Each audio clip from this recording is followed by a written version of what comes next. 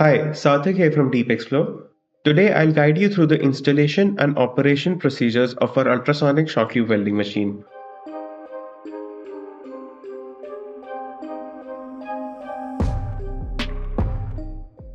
Along with the machine, you will get a toolkit, a foot pedal switch, a composition collection tray, tube guide assembly, ultrasonic generator, and a voltage stabilizer.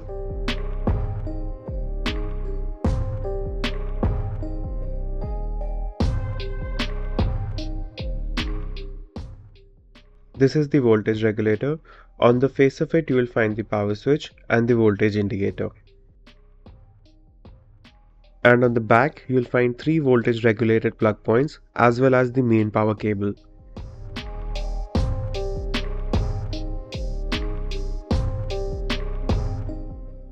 On the face of the ultrasonic generator, you'll find the power indicator, the on and off switch, the loading meter, the frequency tracker, the test button, and the overload indicator. On the side, you'll find a door. Upon opening the door, you'll find the power regulator as well as the frequency adjustment screw.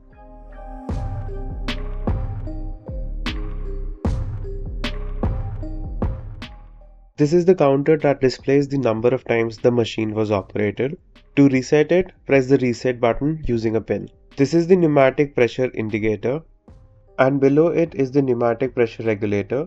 Pull on the knob to adjust it and push it back in to lock it. This is the weld time selector. This sets the amount of time the ultrasonic welding will occur. The value in red is seconds and the value in black is milliseconds. Just push on the sprockets to change the values. This is the delay time selector. This sets the amount of time post which the welding operation will commence after pressing start. This is the hold time selector. This sets the amount of time the welding horn will hold at its location after the welding process has been completed. This is the mode selector switch. Push it up to set the machine in auto mode, center for manual operation mode, and down to test the ultrasonic generator. This adjusts the horn's retraction speed and this adjusts the horn's actuation speed. And on the machine itself, you'll find the welding horn and the fine adjustment screw.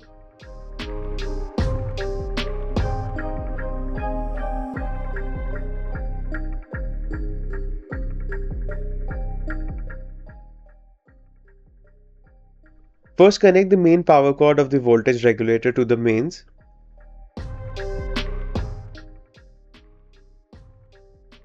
Then connect the ultrasonic generator's power cord to any of the 3 power ports on the voltage regulator.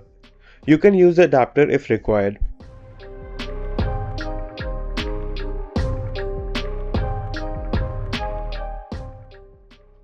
To connect the foot pedal switch, take the connector and connect it to the back of the machine. Screw the locking nut to secure it in.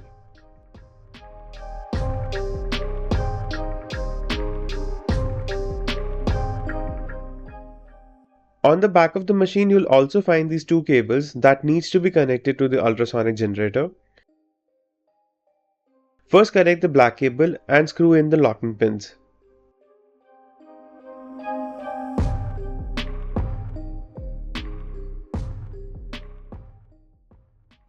Then connect the round connector with the notch facing up with the round socket and tighten the locking nut.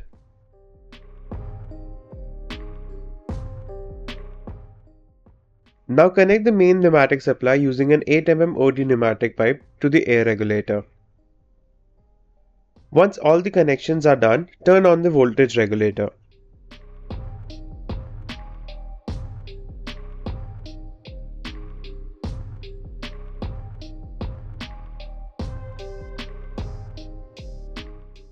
The frequency of the ultrasonic generator needs to be calibrated. To do so, press the test button and rotate the frequency adjustment knob on the side of the ultrasonic generator in either direction to achieve minimum deflection on both the loading and the frequency tracking gauges.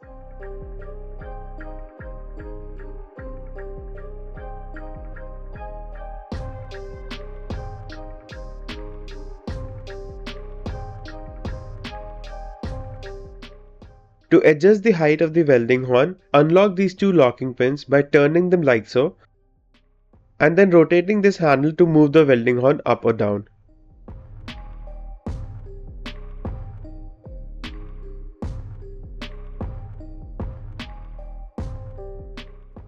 Now set the machine to manual mode by using the mode selector. And press the foot pedal to extend the welding horn. Now take the tube guide with the slots facing forward and place it below the welding horn.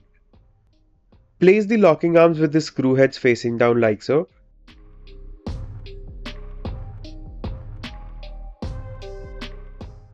And screw them onto the machine such that the tube guide cannot move easily.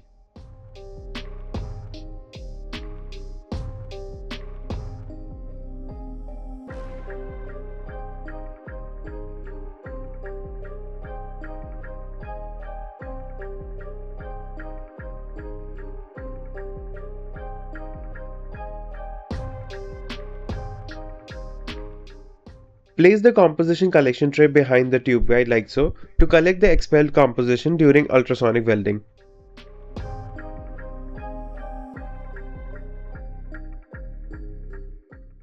To adjust the welding horn, first unscrew these 4 retaining screws until the horn is free to move.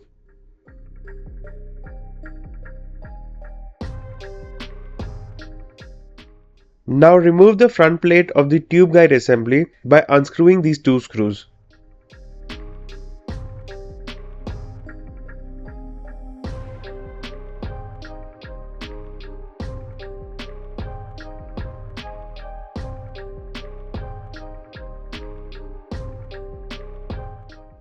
Lift the horn up slightly and place a sheet of paper folded in half in between of the welding horn and the tube guide assembly.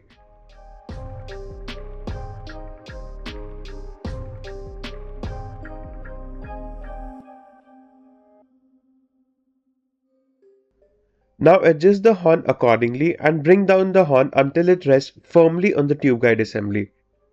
Screw all 4 of the retaining screws back in to lock the horn in place.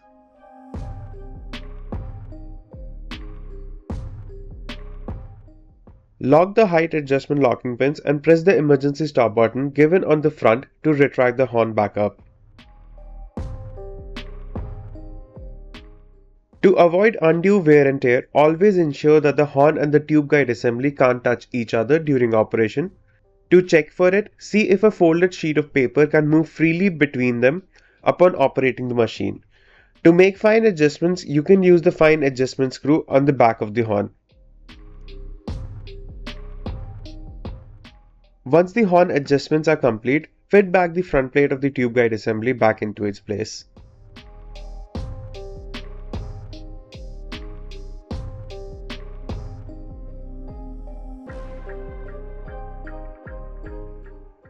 To operate the machine, just guide the shock tube through the given slots on the tube guide assembly and press the start button. The back guide will ensure the welding happens on the right place. Alternatively, you can press the 2 start buttons on the side of the base simultaneously to actuate the machine.